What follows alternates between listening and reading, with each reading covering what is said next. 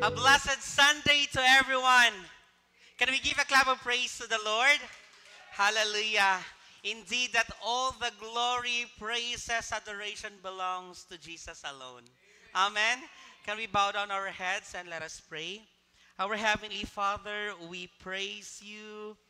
We bless your name. We adore you, for you alone is worthy. You're so good, God. You're a loving Father full of grace and mercy and a slow to anger, God. We're so much grateful and thankful kay ikaw ang among buhing Dios nga ginaalagaran. Ikaw ang buhing Dios nga among ginadayig o ginapasalamatan. Salamat, Lord, for this time that we gather us here to receive, to listen, and to increase our faith through your words. For your word says, faith comes from hearing and hearing your word. And I am praying in the name of Jesus Christ that every ears, every heart, and every mind, imo kaning pag-aabrihan karon. Tabunan nimo kami amahan sa imong balanong dugo, nga walay plano sayawa ang makadestruct kanamo karong adlaw. Mahimo kaming victorious kay mao ka ng imong gidesign alang lamang kanamo. Lord, every words that comes from your humble servant, the anoint kini Father. And I am praying that every one of us, every ears, Ginoo makadungog sa imong pulong, magamit nila kini amahan sa ilang pagpadayon to be more like you, Father. Salamat, Lord. We bring back all the glory, praises, adoration, and thanksgiving in Jesus' name. Amen and amen. Praise God. Before I start, I would like to commend lahat ng mga pumunta po dito kahapon to help para sa atong general cleaning. Ayan, isang masigamong palakpakan naman doon sa mga nanay, sa mga leaders. Maraming salamat po. Kung hindi lang po talaga nagkataon na ako magwali karon, for sure, wala gyapon ko.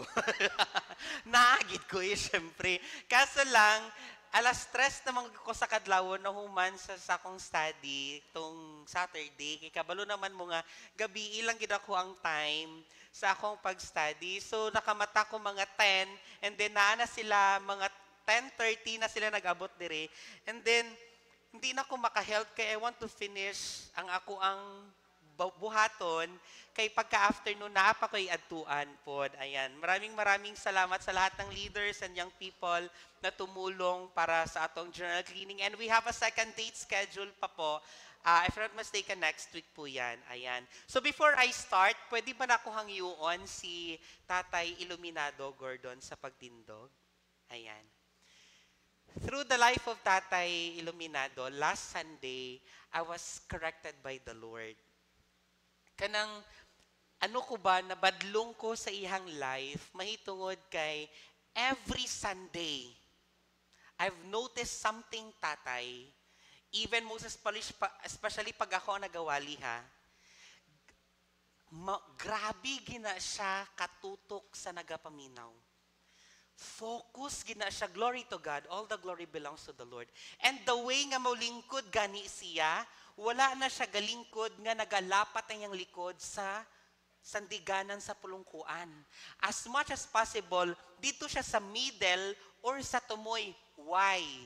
The moment nga gisandal ka na ito atong kaugalingon, natadayon makatulog na ta o dili ta makafocus. And one thing, nagibadlong sa ako ni sa life ni Tatay sa Ginoo sa akong last Sunday, kay kadalasan sa mga young people, instead na maminaw, mag-cellphone. Og ako pang mausahay makita, naka-orange screen sila. Unsay orange screen? Naka-Shopee. Naga-Facebook. Naga-Messenger. They're on their social media during sang time nga nagapaminaw sa pulong sa Ginoo. And I consider myself as one of them. That's why gibadlong ko sa Ginoo when I see Tatay last Sunday, kuyawa siya nga 80 plus, kaya maminaw, mo focus, mo take note, samtang gapaminaw, kita nga mga young people, busy kaayo ta. Nagets yung point? Nagets yung pagbadlong sa Ginoo? When in the book of Acts, I cannot remember the group of people that every time na muwali si Paul, gina-check gid nila kung tama ba ang ginawali ni Paul. Are we checking every verses, every word of God that we receive every Sunday, sa atong panimalay, kung tama ba giingon ni pastor, kung tama bang giingon ni leader. Kay kadaghanan karon at this very moment, daghan ng mga false prophet, they're teaching false teaching. So kita, basta-basta na lang po tayo, kay giingon niya, tama na. We need to check it kung tama ba or dili. Amen? Dili ka to akong mawali. Okay? Gi-share ko lang ang akong pagbadlong ni Lord sa ako through the life ni Tatay. Tay, God bless you po. Glory to God. So this morning, allow me to start. Okay. There's something kasi sa heart ko na gusto ko ba na lahat tayo, do tanan man gid nga nagatindog nga nagawali, nagashare of God diri, tanan man sila ang amo ang tumong is matun-an nato, makahibalo kita sa pulong sa Ginoo. But this time, I would like to start my first wali as a series. So starting this Sunday, every Sunday man gid ko every month na kay mo magina ako ang giingon kay mami na actually ko kabalo lang gid mo dili pagidap every Sundays once a month. Every Sunday. Kung pwede yun, every Sunday na lang. Every Sunday, once Sunday sa isa ka bulan, dapat may schedule ako. Actually, dapat dili pa ko magwali karon. Nag-insist gid ko kaya hindi pwede nga wala ko schedule for the month of August. Why? Hindi kasi ako nag-handle ng Bible study ngayon. So ngayon, kung tatanggalin pa yung schedule ko, paano ako? How God can use me sa kung unsa gitawag niya para sa akon. Kung dili na ako magampanan, kibisan isa lang kaadlaw sa isa kabulan. Nagets nyo? That's why actually si Axia Magwali dapat nagpuli me. Kaya sa next Sunday dapat na ay guest speaker. Karon. Kaya na-move siya, kaya po na magwali. So, gi-inform ko na daan siya karon pa lang. Okay. So, as I said, na starting today, series na po yung i-share ko sa inyo.